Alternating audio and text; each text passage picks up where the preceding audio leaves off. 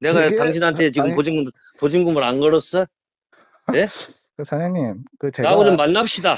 사장님 여보, 만납시다. 사장님 제가 그러니까 아이, 사장이고 지금 지랄이고 만나자니까. 장님도 안녕하십니까. 세파남 인사드리겠습니다. 평범한 직장인의 파이어를 위한 몸부림 상가투자편 제2탄 시작하겠습니다.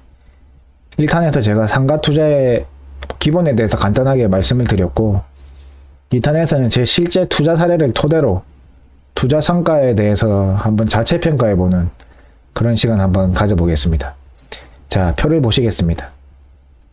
먼저 1번 상가입니다. 구도심에 위치한 이제 1층짜리 상가고요. 한 6평 정도 되는 굉장히 소형 상가입니다. 빌라촌에 있거든요. 그러니까 당연히 상권이 안 좋죠. 그래서 제가 5,500이라는 굉장히 저렴한 금액에 샀습니다. 워낙 소액이다 보니까 제가 대출도 안 꼈습니다. 그리고 이게 제가 살 때는 또 심지어 공실이었습니다. 제가 공실이었음에도 이 상가를 산 이유는 우선은 제가 이 첫 번째 산 상가라서 저도 쫄릴 거 아닙니까?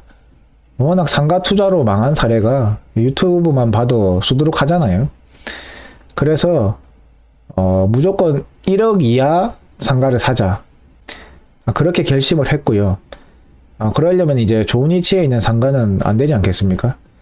그래서 이제 입지가 구린 곳을 찾을 수밖에 없었는데 그러다 보니까 구도심밖에 없더라고요. 그래서 구도심 중에서 좀 발전 가능성 있는 곳을 제가 일부러 찾았습니다. 이제 그렇게 찾은 게 1번 상가입니다. 지금 현재는 워낙 낙후된 곳이긴 한데 이 주변으로 이제 재개발 아파트도 들어서고 있고 도로도 이제 정비가 되고 있는 그런 상황이거든요. 그래서 한 5, 6년 정도 바라보고 사면 괜찮지 않을까 라는 생각으로 매수를 하게 됐습니다. 자, 그러면 상가를 산지 한 1년 4개월 정도 지난 지금 이 상가를 산 것이 잘한 투자냐? 제 생각에 이 상가는 잘 샀다고 생각을 합니다. 이유를 말씀드리면 제가 이제 저번 편에서 상가 투자의 장점으로 이 안정성과 수익성, 대출, 그리고 관리 용이성 이 4개를 들었지 않습니까? 요거에 맞춰서 제가 한번 평가를 해보겠습니다. 먼저 안정성. 뭐 안정적이라는 기준은 사람마다 다르긴 하겠지만 전 이 상가를 워낙 이제 싸게 샀지 않습니까? 5,500. 그렇기 때문에 이제 월세를 싸게 줄 수가 있습니다. 그래서 지금 임차인이 나가더라도 저는 바로 다른 임차인을 구할 수 있다고 생각합니다. 왜냐하면 이게 지금 이제 창고긴 한데 제가 처음에 공실 상태로 샀다고 말씀을 드렸지 않습니까? 처음에 40만원에 이제 내놨었거든요, 월세를. 그러니까 저는 이제 처음에는 이런 뭐 위치 안 좋은 곳에 누가 들어올까?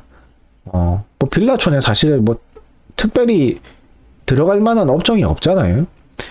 그래서 좀 걱정을 했는데 의외로 이게 임대 내놓으니까 뭐 학습지, 인테리어, 뭐 페인트 이런 데서 생각보다 많이 보러 오더라고요. 내놓은 지 한 2주 정도 만에 대여섯 팀이 넘게 보고 갔습니다. 이 확실히 월세가 이제 싸다 보니까 위치 좀 구려도 찾는 수요가 있더라고요. 뭐 그렇게 하다가 이제 결국은 이제 마술사가 쓰는 창고로 계약을 이제 했습니다. 처음에 저는 마술사가 무슨 창고가 필요하지? 라고 생각을 했는데 제가 이제 나중에 슬쩍 보니까 마술할 때 쓰는 뭐 세장 이런 거 있지 않습니까? 네, 그런 거 많이 갖다 놨더라고요. 그래서 참 제가 모르는 수요가 있구나 그리고 싶었습니다. 아무튼 뭐 그런 측면에서 볼 때 첫 번째 상가는 안정성은 있다. 안정적이다 라고 저는 생각을 하고요. 두 번째는 수익성. 뭐 수익성은 8.4%. 뭐 말 다 했죠. 이 정도면 통과. 다음으로 대출입니다. 대출은 제가 워낙 소액 상가다 보니까 일부러 안 받았습니다. 아마 근데 공실이라서 사실 대출하기도 좀 쉽지는 않았을 거예요. 그래서 일단 이거는 세모 하겠습니다. 대출은 세모. 마지막으로 네 번째, 관리의 용이성. 이제 첫 번째 상가는 뭐 임대차 맞추고요. 현재까지 임차인이랑 한 번도 연락을 안 해봤습니다. 네, 뭐 사실 월세만 꼬박꼬박 잘 내주면 연락할 일이 서로 없죠. 그래서 네 번째 통과. 자, 어떻습니까? 이 정도면 뭐 첫 번째 상가는 괜찮은 투자 아닙니까? 네. 바로 가면 두 번째 상가로 넘어가겠습니다. 두 번째 상가는 첫 번째 상가와 달리 이제 역세권에 있습니다.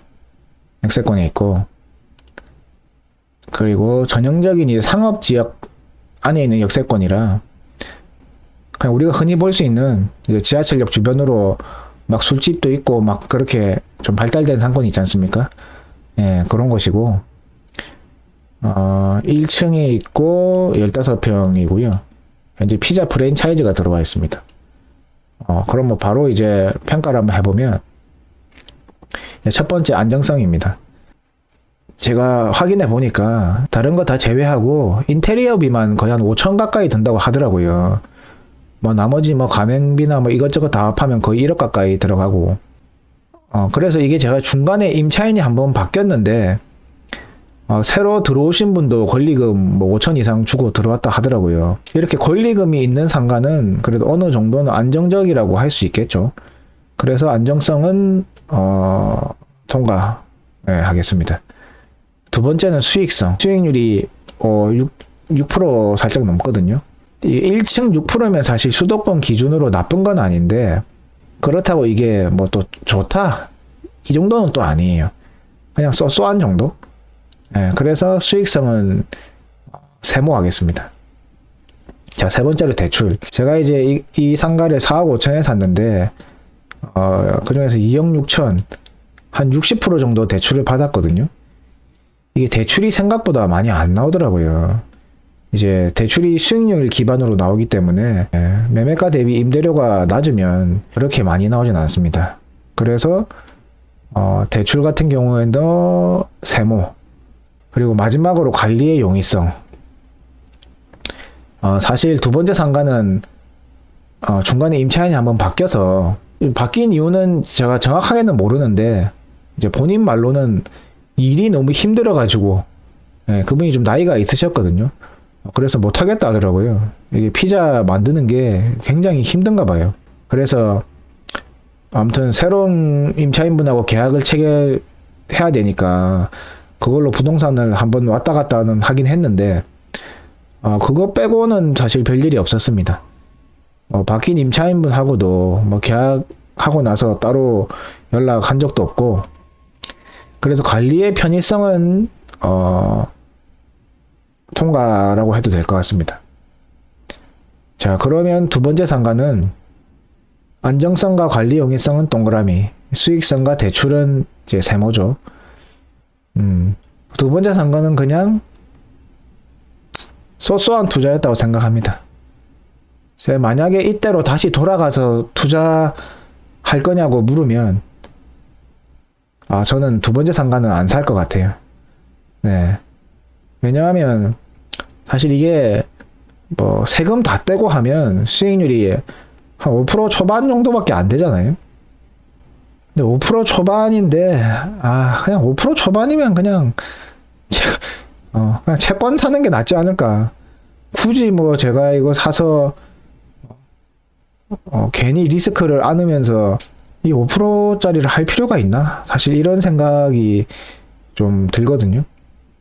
아무튼 그래서 두 번째 상가는 조금 애매하다고 말씀드릴 수 있겠습니다. 네, 마지막으로 세 번째 상가. 세 번째 상가는 이게 겉으로만 보면 굉장히 좋아 보입니다.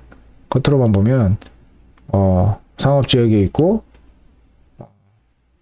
5층 80평 6억 6천, 보증금 4천에 월세 380만원에서 수익률 7.3%. 근데 이게 겉으로만 보면 굉장히 뭐 괜찮은 것 같죠. 저도 그런 줄 알고 사실 매수를 했습니다. 이게 그러면 진짜 좋냐? 제가 긴 말 할 거 없이 임차인분하고 통화 내용 잠깐 들려드리겠습니다. 내가 되게- 당신한테 지금 아니- 보증금을 안 걸었어? 예? 그 사장님, 그 제가 나하고 좀 만납시다. 사장님, 여보, 만납시다. 사장님, 제가 그러니까 아니, 사장이고 지금 지랄이고 뭐- 만나자니까. 어디서 만날까요? 사장님 그 한마디만 한 번만 더 그래 말씀하시면 네? 전화 끊고 이제 앞으로 안 받습니다.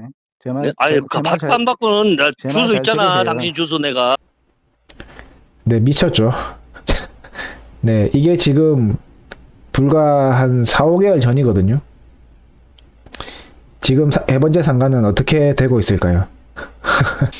네, 다음 내용부터는 이제 상가 투자편 3부에서 계속 이어가도록 하겠습니다.